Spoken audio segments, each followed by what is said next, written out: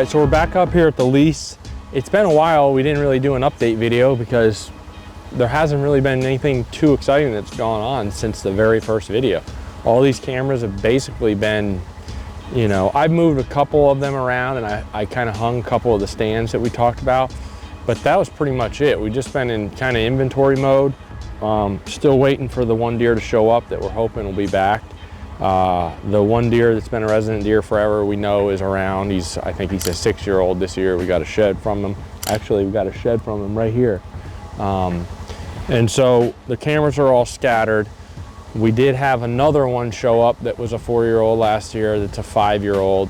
I had an encounter with him late season. He was pretty consistent around a big area of the farm. And he has showed himself again. He was here once in September, and now the other night he was back in here. So what we're gonna do today, since he showed up and he is definitely on the shoot list, start moving some of these cameras from some areas that were kind of dead, and we're gonna move them in there and maybe even bring some new cameras in there and start really trying to get a handle on what he's doing, how he's using that north end of the farm. But the interesting part about this time of year is, now that we know he's here, we'd probably have just as much success turning these cameras off and just thinking like a deer and hunting our rut funnels, you know, in those inside corners and stuff on the downwind of all those bedding areas and stuff. And that way we don't let these things mess with us and we just hunt. So I have confidence that we will get a crack at that deer in here. So we also might hang a couple more stands in some of those areas I pinned, that it's a good tree if a deer shows up. Like we talked about, you kind of get everything set up, the obvious spots, and then, you know, that way the whole farm is set up. 90% of our setups are done on that quadrant of the farm where one's wanting to play the game this year. So we might just add a couple setups to it, just so we got plenty of options.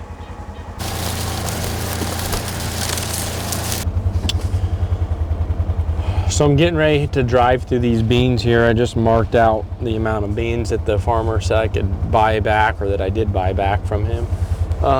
It's 6/10 of an acre. You know, this spot here, just trying to almost rethink where I wanted to buy these back, because this other big deer is up a little bit further north. But the thing about this is, I videoed this deer in here last year, late season, when everything was standing. So if I got standing beans and there's no standing beans, it's definitely within his realm of late season territory. So, but the thing about this spot is, this one's kind of centrally located. It's ground zero for the big mature 6-year-old. It's, you know, it is definitely within the core of the one we're hoping shows up, because I passed him right here, muzzleloader season, had lots of pictures here. And then it's obviously, like I said, I saw the other big typical that showed up here a few days ago. I saw him here. So this one kind of seems like it would work for all these different deer on the farm. Plus, it's really huntable, and, you know, we'll see. I think I'm gonna keep it here. Leaving that thing running, just so if there's a deer bedded around here, it kind of keeps him at ease or something, but that's a theory. The reason we're gonna put a camera right here, now that we're getting into trying to, you know, get pictures of him moving around looking for does and stuff,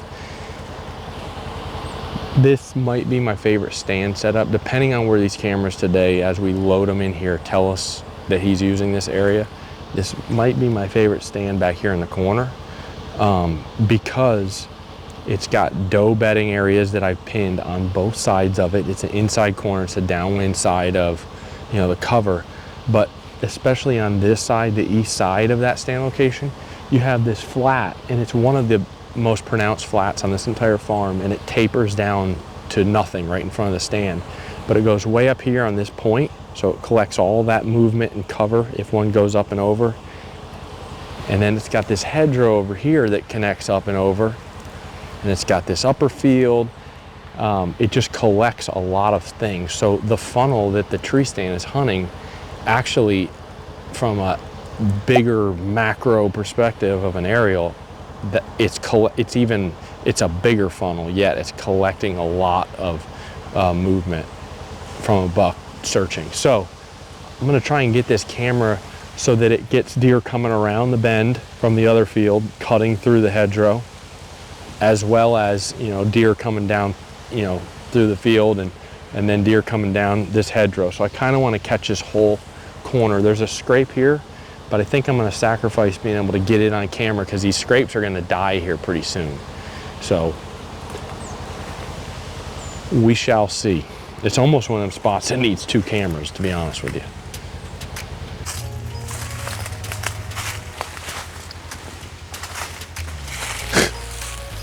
Well, if you remember, this is why we hung this camera here, so we didn't have to come back in here. And sure enough, there's a scrape of all scrapes in front of the camera that has not been working. So we're about to find out if I'm just a bonehead or if the camera's messed up.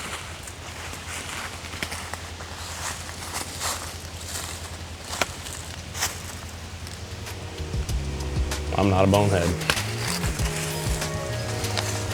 The sad part about this is that could be our boy right there the whole month of October. And something as dumb as whatever just happened with the camera situation could be the thing that delayed his death sentence.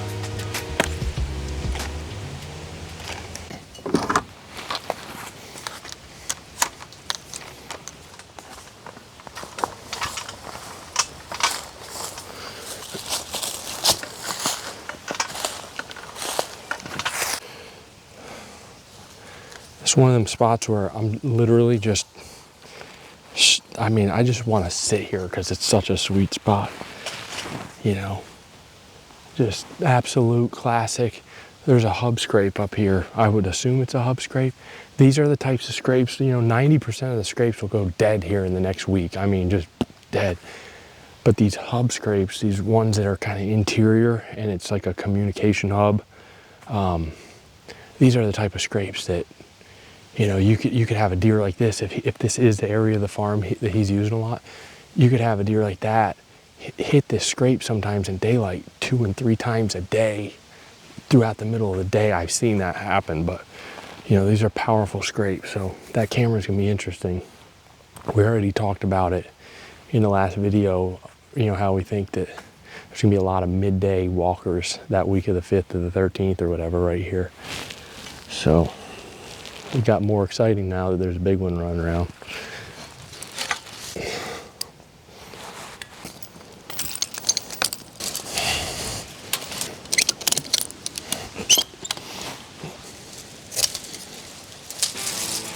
All right, it's one of them spots, a 2 for 1. It's that good. If this deer is anywhere back here on these cameras, this is the type of spot you just keep hunting it, and sooner or later he's gonna come through here. Hey guys, thanks for watching this video. If you haven't heard, we have a brand new Discord server. It's the Whitetail Group Discord server. It's basically like a forum style private chat room. There's so much value in there to help you guys and help one another. There's general discussions, there's how-tos, there's so much in there. We've got a video here that breaks it all down, and then there's a link in the description that will show you how to download the Discord and get it in there. But I think once you get in there, you're gonna see a ton of value, and it's just an awesome, no drama place for everybody to communicate and help one another as whitetail deer hunters and land managers. See you in there. Thanks, guys. Leave about this much slack here, and then kind of leave this little low spot right here, and then this goes up and over the low spot. So you end up with a loop high, and then right here, you take and make a loop towards you, and then that tag goes into there, like so. And then as you're getting the tension on, you want to kind of hold it intact. Every once in a while, like I'll run it, if I feel like it's trying to pull the knot apart, I'll go in from the other side so it pulls the tension the other way, like that.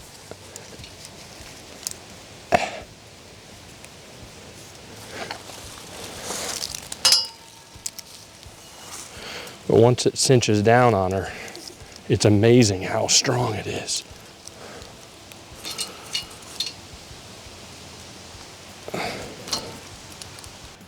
You know, now that we're kind of moving cameras, it's the end of October, we're not near as worried about these regular scrapes on the edges and stuff. I've said often, I think a lot of people would be better if they just turn their cameras off this time of year and just hunt and think like a deer, because cameras are really going to make you just chase your tail, because the deer can be anywhere by the time you get there and hunt. But I'm just trying to get a nice even spread to find out like what area of the farm this deer that I don't know a whole lot about is using, and that way at least I can up my odds by hunting my rut funnels in the right area of the farm. And that's not to say he's not way over there, but we're just trying to get a nice even spread of cameras on pinches and stuff, places he's going to be funneling through even at night or whatever. So in here kind of looking for the tree, and this is kind of an interesting spot, you know, just walked around, there's a bunch of trails that are coming in and out of this wood lot, or this hill. This is a big south facing slope, and they're crossing this field. And there's also a lot of sign down there by the pond. But, you know, thinking like a deer, and we're trying to set this stand up for a deer that's either cruising or chasing does. So my thoughts are, because this is a giant south facing slope and it's really thick, he's going to be using his nose, and he's likely to be on the higher side. So that being said, there's a little bench, and it's obvious why all those trails are coming in and out of here is because of this bench. And then just reading like stuff like this, you know, you see these trees that are blown down in brush. Those are like little mini funnels. You know, if you picture the way a deer is going to come through here, he's going to come through this open stuff where all the trails are.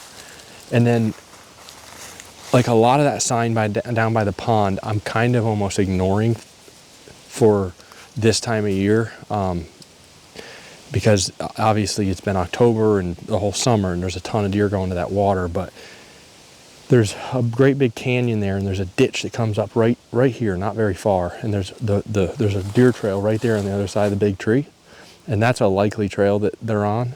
But then behind it is a blowdown. So that blowdown also funnels the deer, and it's also, if he's chasing does and stuff, you know, I think they stay on the easier spot to run around than go off the hill.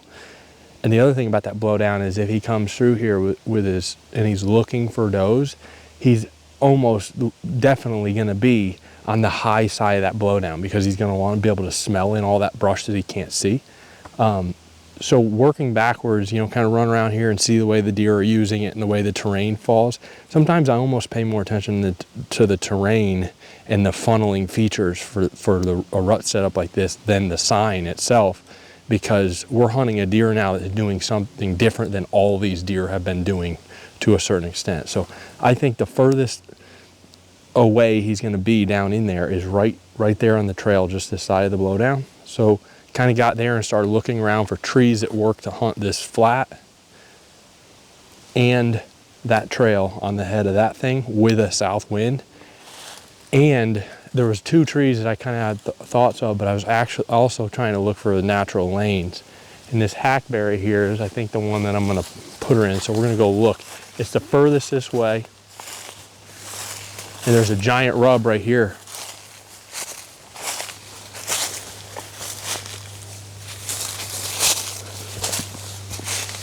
And I think we got a nice natural lane right to that trail. And we got this whole flat in front of us, 15 yards, that these deer are basically funneling around that pond. This time of year, he's got no reason to go down into the pond and back up. He's just gonna come right here on this easy walk and scent check in all that pond. And it's kind of like a big version of our water holes. That's a big scent concentrator. So, you know, he can cruise right on by through here and scent check that thing. This farmer is selling me 6/10 of an acre of beans. So I'm doing half of that in this spot and half in a different spot.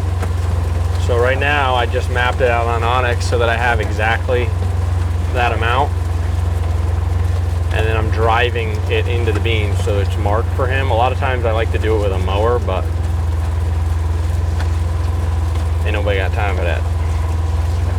Like usual, the day got away from us. It took us twice as long as we were expecting to be here, but we got double the amount of cameras now in the area of the farm that we do have a shooter. Things are probably going to get interesting here in the next few nights. And I think that when we hung a couple killer stands today. So when he shows up there and we kind of have a better idea of how he's using that north end, I think we're gonna have some really fun sits. Really fun sits. They're about as classic rut funnels and as pretty a farm as you could ever have in Illinois. You know, so right off the bat, the fully developed farm definitely pulled a deer into it a lot quicker. And obviously the intel we had just insane. Here, you know, it took, I feel like if we could have developed that end of the farm, that deer would have been in there a lot earlier and we probably would have had a really good setup. So we're having to be a little more patient. Our intel hasn't been as good, and I think I said that in one of the first videos, it's a kind of a slower process. And also in October so far, now there could have been one smoking a scrape and it would have been worth going back there, but so far there's not enough going on, not enough camera intel to have been pushing in and out of here in October. So I'm feeling pretty good about it. Right now my plan is, hopefully I get a shot at the deer over at the developed farm again, and then I can focus up here, because I really don't like hunting 2 deer at once in general. I feel like you start spreading your odds and it kind of hurts your success. So, but I have the concepts of a plan, and that is, because this is so far from my house, leave about 5 or 6 in the morning, get up here at 8:30. And these fields will be clear and I can glass my way in back to these rut stands, and then I can sit my favorite time of the day, that time of year anyway, for one of these big mature bucks, and that would be like, you know 10 to 2. So that'll be the plan. Come up here and give some all days minus first thing in the morning, November 5th to the 13th. So that wraps it up. Hope you guys are having a good season, making straighter shots than me, and hopefully we're back here in a few weeks putting some giants on camera.